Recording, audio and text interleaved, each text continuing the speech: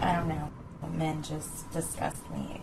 Everything about them, they disgust me. You know, doing things I do with them, it's just not, like I said, what I picture myself doing when I was a kid, you know, wanting to work with animals or, you know, be a meteorologist or, you know, a doctor or something, you know, not a whore. Why Craigslist? Craigslist is just the quickest, fastest, easiest way to get money. We found 20-year-old Jessica after spotting her ad on the Virginia Adult Services section of Craigslist. So you spend most of your life in a hotel room like this? For the past 2 to 3 years, yeah. How many guys do you sleep with on an average day?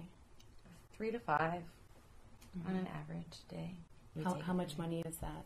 I get $150 for half an hour and $250 for the hour. That's what I charge. I mean, Jessica says she and most of the girls she knows who sell sex on Craigslist are being trafficked by pimps who take their money and their freedom. What would happen if they said, you know, I'm sick of this, I'm done selling myself on Craigslist, I want to leave? I can't leave.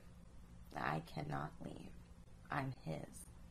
I'm his property. He owns me. I cannot leave him. And that's how it is with most girls, I would think. They can't. Since our investigation aired last week, anti-sex trafficking organizations took out an ad in the Washington Post, and in it, 2 girls who claim they were sold for sex on Craigslist plea with Craig to shut down the adult services section. They even addressed the letter to Craig. One of the girls says, I was sold for sex by the hour at truck stops and cheap motels, 10 hours with 10 different men every night. This became my life. Men answered the Craigslist advertisements and paid to rape me.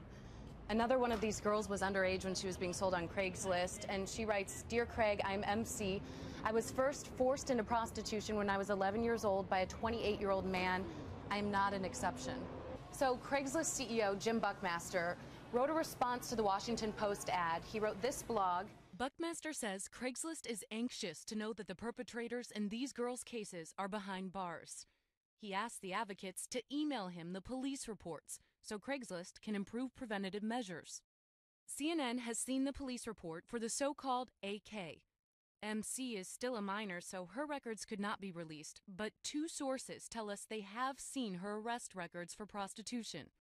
This is Malika with the Rebecca Project, and her organization posted that ad in the Washington Post. I think that it's also important for him to acknowledge that the stories of these girls are true. It's thoughtful that he wants to catch the perpetrators. I think if he wants to catch perpetrators, then he ought to create better screening processes so that children aren't raped and sold online. Sex for hire ads are against Craigslist's stated policy. The company says it, quote, manually screens all adult services ads and will reject any that look or sound like they're selling sex. We caught up with the Craig in Craigslist, Craig Newmark, at a speech he was giving in Washington, D.C. on trust. He agreed to this interview on Trust on the Internet. What are you guys doing to protect these girls?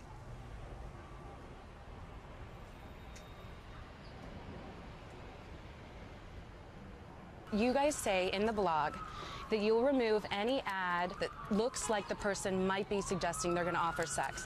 Look at this ad. It says, young, sexy, sweet, and bubbly. Clearly here she writes $2.50 an hour.